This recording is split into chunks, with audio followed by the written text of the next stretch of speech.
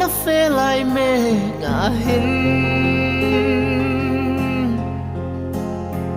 sol hlonel ding akan ngai cha Isarau zara bay say na ring kalaw dong nokla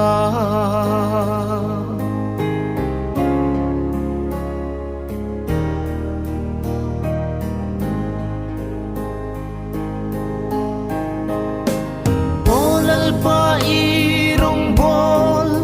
na felay me ahin Sol flonel ding akan ngai cha Isarau zara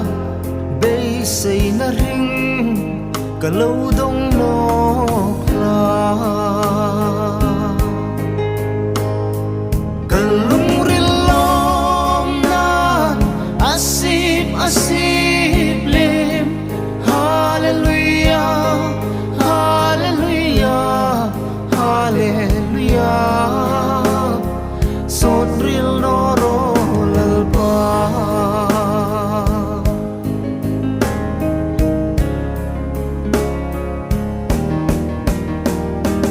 Olalpa sin nin rim Le purik pur pohai Kekum ting hung rau itiin Isarau zara sol hadam na kalaw munokla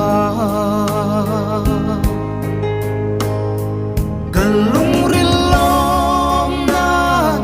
asip lim Hallelujah, Hallelujah, Hallelujah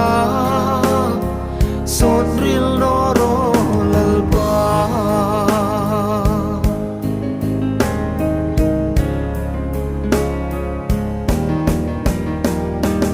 Olalpa ng maring akal katsoy layin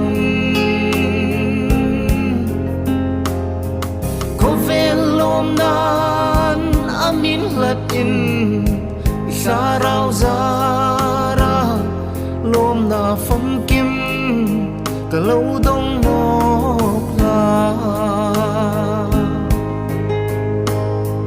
Kalung rilom na asip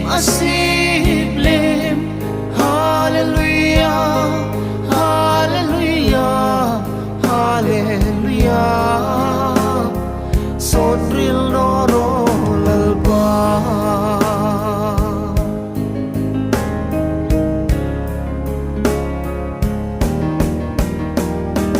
Olalpa ng maring nakasasam tangin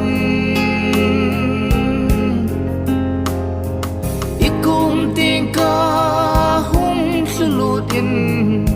Isarau zarin ring na tharta ami pek nokla Kalung rilom na asip lim Hallelujah, Hallelujah, Hallelujah